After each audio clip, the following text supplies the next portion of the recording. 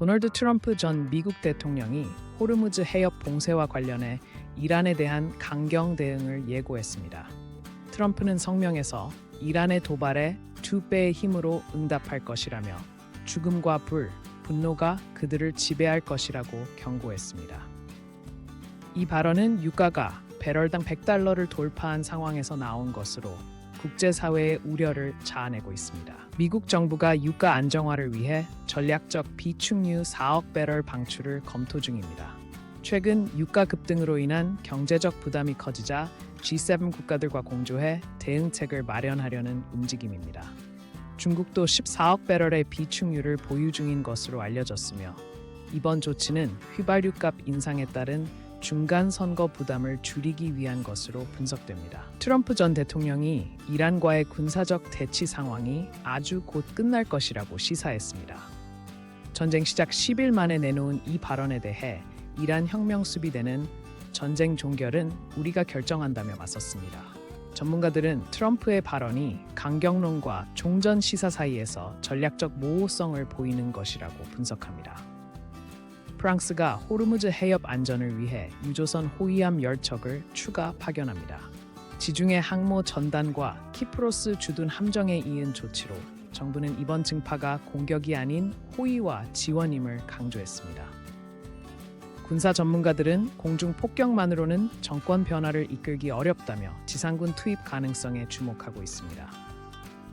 우크라이나 국방부가 6월까지 FP9 미사일 시스템을 실전 배치할 계획이라고 발표했습니다. 군 관계자는 FPI가 러시아의 이스칸데르 미사일보다 빠른 속도를 가졌다고 주장하며 단거리 FP10도 곧 러시아를 대상으로 시험 발사할 예정이라고 밝혔습니다. 이번 배치는 러시아 방공망 돌파 능력 강화를 위한 것으로 분석됩니다. 유럽연합이 러시아 금 수출 전면 금지를 포함한 7차 테러 제재 패키지를 승인했습니다. 이번 조치는 러시아 중앙은행의 금 보유고 동결 후속 조치로 러시아 연간 수출액 약 $150억 규모의 영향을 줄 전망입니다. EU 관계자는 푸틴 정권의 전쟁 자금 조달 차단이 목적이라고 강조했습니다. 미국 항공우주국 2028년까지 달 궤도의 우주정거장 게이트웨이 건설을 본격화합니다. 30개국이 참여하는 이 프로젝트는 달 착륙을 위한 중계기지 역할을 할 예정입니다.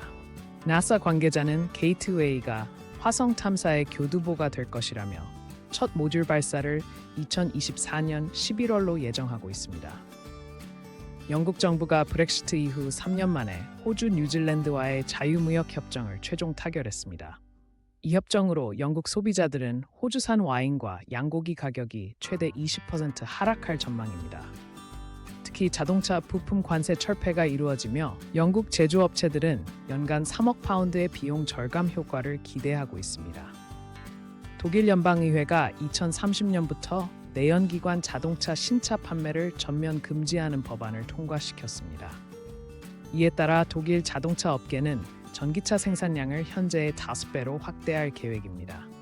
정부는 2025년까지 전국 충전소 100만 개 설치를 지원하며 특히 중소기업에 대한 보조금을 대폭 늘릴 방침입니다.